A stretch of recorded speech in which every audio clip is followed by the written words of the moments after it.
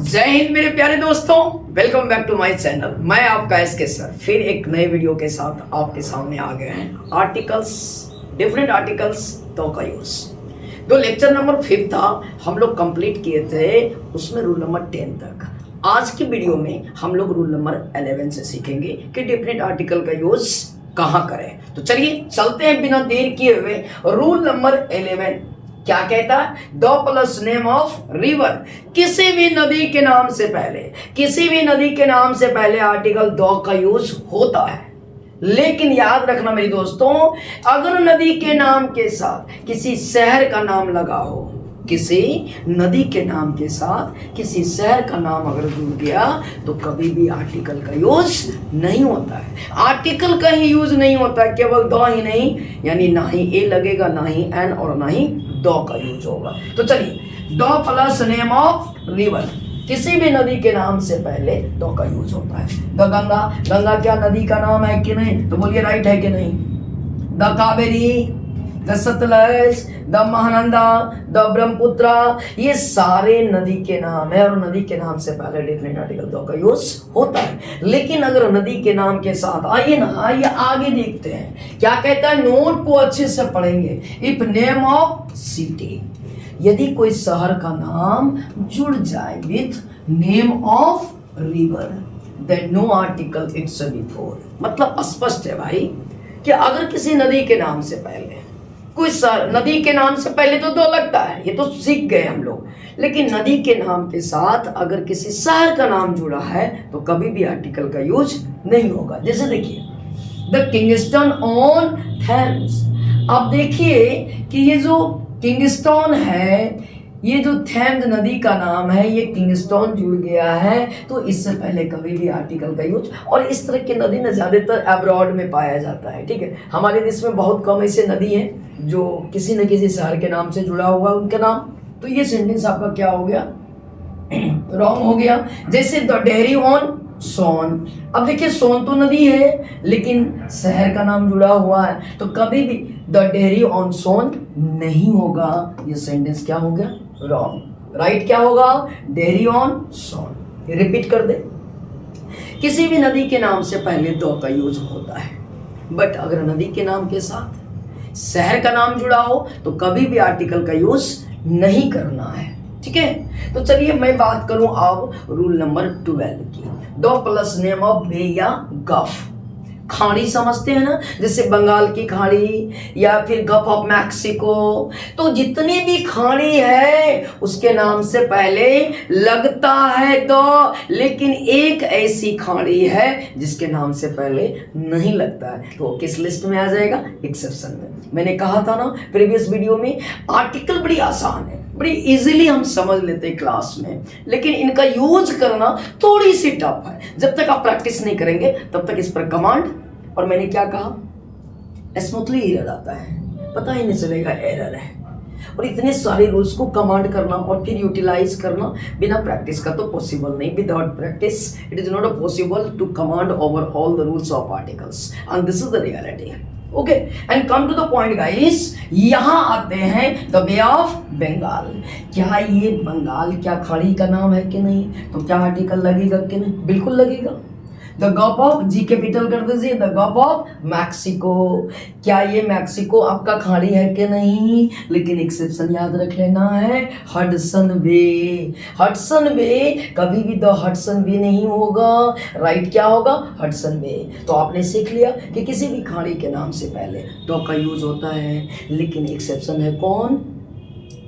Hudson Bay. जिस तरह previous video में मैंने आपको सिखाया था, जितने भी रेंज ऑफ माउंटेन्स हैं उनके नाम से पहले लगता है, लेकिन 4 ऐसे हैं जिससे पहले नहीं लगता है। आपको याद होगा प्रीवियस लेक्चर नंबर 5 में, वो कौन सा है? Mount Everest, Mount Abu, Nanda Devi और धौलगिरी। ये 4 ऐसे रेंजेस ऑफ माउंटेन है जिससे पहले नहीं लगता है, और 5 ऐसे आइलैंड है जिससे पहले नहीं लगता है। वो है सिसिली, बर्मुडा, जमैका, सुमात्रा और इटना। ये 5 ऐसे आइलैंड हो गया और 4 ऐसे माउंटेन्स हो गए, रेंजेस हो गया, और एक हो गया आपका कौन? बे या गल्फ। कौन? Hudson Bay. याद रख लीजिएगा, इस तरह से आपको आर्टिकल याद होगा। तो अब आगे बढ़े, चलिए नेक्स्ट देखते हैं। नेक्स्ट रूल नंबर 13 क्या कहता है? The plus name of desert, किसी भी डेजर्ट, डेजर्ट मीन्स रेगिस्तान, किसी भी रेगिस्तान के नाम से पहले आर्टिकल द का यूज होता है। जैसे the Sahara desert, the Thar desert, dot dot etcetera. तो जितने भी डेजर्ट, बड़ा आसान है, किसी भी रेगिस्तान के नाम से पहले आर्टिकल द का यूज होगा। चलिए रूल नंबर 14 क्या कहता है, the plus name of canal, जितने भी नहर हैं, नहर के नाम से पहले डेफिनेट आर्टिकल, बड़ा आसान लगेगा। और आगे सिर्फ वीडियो आप देखते रहिए ना, मेरे चैनल पर बने रहिए, फिर देखिए इसके सर आपके लिए क्या सब लेकर आता है, ठीक है। तो the plus name of canal, किसी भी नहर के नाम से पहले आर्टिकल द का यूज होता है। जैसे the Suez canal, the Panama canal, ये सारे क्या है, आपके नहर का नाम है और नहर के नाम से पहले आर्टिकल द का यूज होता है। आई होप, मैं उम्मीद करता हूं कि आप बेहतर ढंग से समझते होंगे। और अगर किसी भी तरह की प्रॉब्लम होती है तो आप मुझे कमेंट कर सकते हैं, मैं आपको आपका सॉल्यूशन, आपके डाउट्स में क्लियर कर दूंगा। और फिर चैप्टर खत्म करने के बाद मैं ओपन डाउट लेकर आऊंगा, ठीक है। कि मैं बताऊंगा कि किस तरह का प्रॉब्लम अक्सर हमें फंसा देता है, जो कॉमनली कंफ्यूज करवा देता है जब हम सॉल्व करते हैं, है ना। अब मैं बात करूं आगे, the plus name of heavenly bodies, इनको समझना होगा। पर्सोनिफाइड ऑब्जेक्ट्स, जो क्या हो, यूनिक हो, जितने भी यूनिक थिंग है उसके नाम से पहले क्या होता है, आर्टिकल द का यूज होता है। उसे ही कहते हैं हम लोग पर्सोनिफाइड ऑब्जेक्ट्स, या उसी को कहते हैं हम लोग हेवनली बॉडीज। तो आइए देखते हैं, जैसे द सन, क्या हेवनली बॉडीज है कि नहीं, द मून, द स्टार्स, है ना, द यूनिवर्स, क्या ये सारे आपके हेवनली बॉडीज हैं कि नहीं, क्या ये पर्सोनिफाइड ऑब्जेक्ट्स है कि नहीं। तो याद रहे कि जितनी भी यूनिक थिंग है उसके नाम से पहले क्या होता है, आर्टिकल द का यूज होता है। लेकिन 4 एक्सेप्शन है, बड़ा सरदर्दी है सर, हर रूल में आप लगा दिए हैं एक्सेप्शन, यही तो है ग्रामर में सबसे बड़ी प्रॉब्लम, तो यही है। अगर एक्सेप्शंस को रिमूव कर दे, आई थिंक मेरे दोस्तों ग्रामर बहुत ही आसान हो जाता है। और मैंने आपको बेसिक की क्लास में बताया था, if you want to strong at the different kind of the languages, first of all you should have to study carefully the rules of grammar. Either we talk about English language, Urdu language, Bengali language, किसी भी भाषा के लिए सबसे बेहतर होता है वो होता है ग्रामर्स के रूल्स, ओके। लेकिन यहां देखिए एक्सेप्शंस में कौन है, गॉड, हेवन, हेल और पार्लियामेंट। पार्लिया नहीं बोलना है, मैं आपको बेसिक में पढ़ा चुका हूं भाई साहब, यहाँ आई साइलेंट है, पार्लियामेंट बोलेंगे। क्या बोलेंगे, पार्लियामेंट। आई थिंक आप समझ में आ गया ना मैं क्या कह रहा हूं। चलो 4 ऐसे हेवनली बॉडीज हैं जिससे पहले कभी भी आर्टिकल का यूज, याद रख लीजिए आप, गॉड, हेल, हेवन और पार्लियामेंट, ये 4 ऐसे पर्सोनिफाइड ऑब्जेक्ट्स हैं जिससे पहले कभी भी आर्टिकल का यूज नहीं होता है। तो चलिए अब मैं बात करता हूं रूल नंबर 16 का, द प्लस फिजिकल पोजीशन। अरे ये सर क्या है, फिजिकल पोजीशन, तो जहां आपका बॉडी वही तो आपका फिजिकल है, वही तो आपका पोजीशन है। ऊपर, नीचे, कोने में, ये corner, up, bottom, top of, ये सारे आपके क्या है, पोजीशन है ना, ये आपकी बॉडी पोजीशन यानी फिजिकल पोजीशन उसी को कहते हैं। जैसे at the top, at the centre, at the back, at the corner, ये सारे आपके क्या है, फिजिकल पोजीशन। में रिपीट करता हूं, जहां आपका शरीर होता है वही पोजीशन। तो कहां हो सकता है, ऊपर हो सकता है, नीचे हो सकता है, साइड हो सकता है, कॉर्नर में हो सकता है, सेंटर पे हो सकता है, बॉटम हो सकता है, यही ना होगा। तो चलिए इसे हम कहते हैं फिजिकल पोजीशन।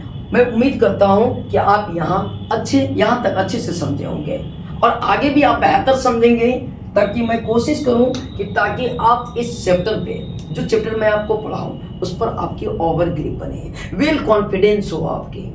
रूल नंबर 17 देखिए क्या कहता है, the plus name of geographical directions. तो भाई साहब ज्योग्राफिकल डायरेक्शंस कितना होता है, सिंपल सी बात आप कहोगे कि सर 4, गलत बात है, ईस्ट वेस्ट साउथ और नॉर्थ नहीं, कर दीजिए। देखिए इतने सारे डायरेक्शंस हैं, तो किसी भी डायरेक्शंस के नाम से पहले डेफिनेट आर्टिकल द का यूज होता है। रुकना है, रट्टा नहीं मार लेना है।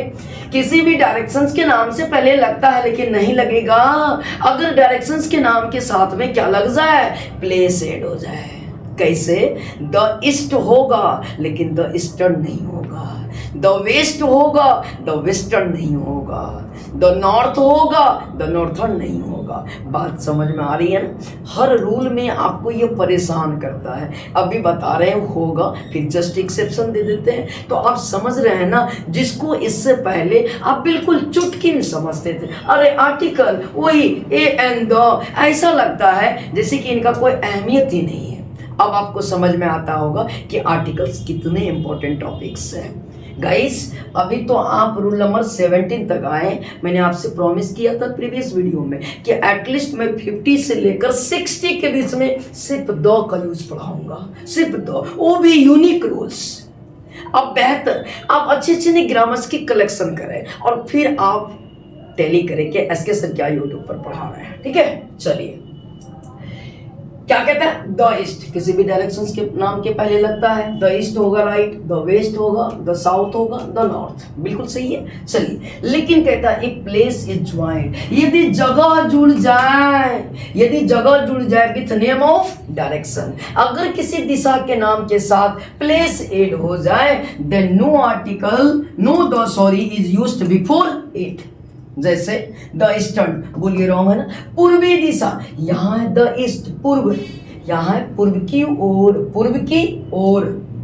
द ईस्टर्न, द वेस्टर्न, ये भी रॉन्ग हो जाएगा, द साउथर्न। आई होप समझ गए ना, अच्छे से समझे होंगे। रिपीट कर देता हूँ, किसी भी दिशा के नाम से पहले आर्टिकल का यूज होता है, लेकिन उनके साथ यदि प्लेस जुड़ जाए तो आर्टिकल का यूज नहीं होगा।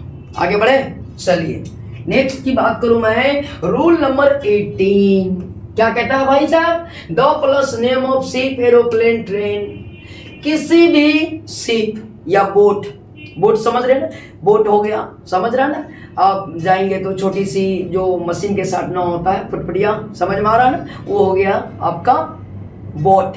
और जो बड़ी होगी, जो खास करके हम ट्रांसपोर्ट में यूज करते हैं, मैक्सिमम तो आपको पता है कि वाटर ट्रांसपोर्ट सबसे इजीएस्ट है, सबसे चीपेस्ट है, जहां आपको लगेगा कि एक मिनी सिटी ही है। ठीक है, तो शिप समझ गए, एरोप्लेन और ट्रेन के नाम से पहले। तो बताइए द कश्मीर प्रिंसेस होगा कि नहीं? अब कहीं सर ये कश्मीर प्रिंसेस क्या है? तो भाई साहब ये क्या है? आपके एरोप्लेन का नाम। द मकालू, द टाइटेनिक, ये क्या है? शिप का नाम। और राजधानी एक्सप्रेस तो सुने होंगे, और ले लीजिए the Seemanchal express, Seemanchal express, क्या ये ट्रेन का नाम है कि नहीं? तो सीधा सा हमने क्या सीखा, किसी भी शिप हो या किसी भी ट्रेन हो या फिर कोई भी एरोप्लेन का नाम हो, उससे पहले डेफिनेट आर्टिकल द का यूज होता है।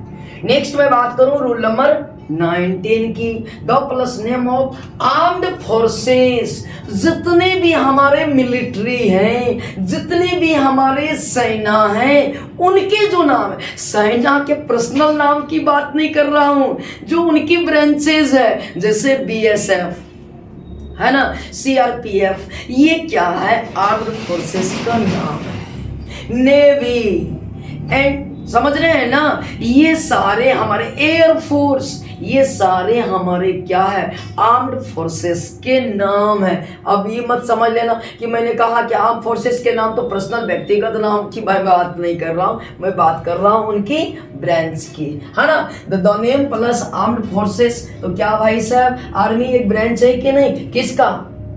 किसका? मोहल्ले का नहीं, ये हमारे फोर्सेस डिपार्टमेंट, ठीक है, defence department, the navy, the BSF, the CRPF. तो आई होप यहां तक अभी आप अच्छे से समझे होंगे, समझे ना। चलिए नेक्स्ट मैं बात करूं रूल नंबर 20 की, रूल नंबर 20 की, द प्लस गवर्नमेंट डिपार्टमेंट। भाई साहब गवर्नमेंट डिपार्टमेंट जो हमारे सरकारी पार्ट है, अब जैसे आरबीआई को ले लीजिए, क्या ये मेरा पार्ट है? हम सभी का है, लेकिन ये तो गवर्नमेंट डिपार्टमेंट है ना। मैं ईडी की बात करूं, सीबीआई की बात करूं, समझ में आ रहा ना मैं क्या करूं, ये जुडिशरी की बात करूं, ये तो गवर्नमेंट प्रॉपर्टीज है ना, ये गवर्नमेंट का पार्ट है, उसी को कहते हैं गवर्नमेंट डिपार्टमेंट। जैसे the judiciary, the legislative, the executive, the RBI, the SBI. अब क्या कहेंगे, मेरे पापा का एसबीआई है, मेरे भैया का आरबीआई है? नहीं, ये सारे क्या है? बेशक कहेंगे तो हम सभी का है, क्योंकि ये सरकार ही, ये देश ही हमारी है। ये सरकार कौन है? We are our government. हम लोग हमें खुद का सरकार है, हम उसे रिप्रेजेंट करते हैं, हम उसे इलेक्ट करते हैं। तो अपने बस वो क्या करता है, हमारे ऊपर जो कॉन्स्टिट्यूशन रूल्स है उनको इम्प्लीमेंट करता है। बस एक घर को चलाने के लिए एक मेन सदस्य तो चाहिए ना, बस उसी तरह जो हमारे गवर्नमेंट बॉडीज होता है, हम उससे रिप्रेजेंट करते हैं, हम उसे, वो हमारे रिप्रेजेंटेटिव होते हैं, हम उसे इलेक्ट करते हैं, इसलिए वो हमारे सर्वेंट होते हैं, ना कि हम उनके सर्वेंट होते हैं। लेकिन गंगा तो उल्टा बह जाती है ना, वोट के समय में, समझ में आ रहा है ना। चलो ये सब बातें तो खैर एक्स्ट्रा बात हो गई, लेकिन मैं बात कर रहा था गवर्नमेंट डिपार्टमेंट का। किसका? तो गवर्नमेंट डिपार्टमेंट के नाम से पहले क्या होता है? डिफरेंट आर्टिकल 2 का यूज होता है। और मैं उम्मीद करता हूं कि यहां तक आप बेहतर अंदाज में सीखे कि डिफरेंट आर्टिकल 2 का यूज आज के लेक्चर में हम लोग 20 तक कंप्लीट किए। और नेक्स्ट जो अब हमारा वीडियो आएगा वो लेक्चर नंबर 6, तो ये हो गया आपका 7 में हम लोग सीखेंगे नेक्स्ट 20 के बाद। तब तक आप इसी तरह पढ़ते रहें और अच्छे से तैयारी करें और स्वस्थ रहें, बिंदास रहें, मुस्कुराते रहें और जीवन में हमेशा आगे बढ़े, क्योंकि आप जब आगे बढ़ेंगे तो हम भी आगे बढ़ेंगे, क्योंकि आपके साथ हर किसी की एक्सपेक्टेशन है। आपके मम्मी पापा, आपकी समाज, आपकी देश, और उसी देश में तो मैं भी रहता हूँ। आपकी सफलता ही हम सभी की सफलता है। आप आगे बढ़ेंगे, आपका परिवार बढ़ेगा, समाज अच्छा बढ़ेगा, तो फिर हमारी देश तरक्की करेगी। और जब देश तरक्की करेगी तो हम लोग ऑलरेडी तरक्की करेंगे। तो इसी के साथ जय हिंद मेरे प्यारे दोस्तों, बाय।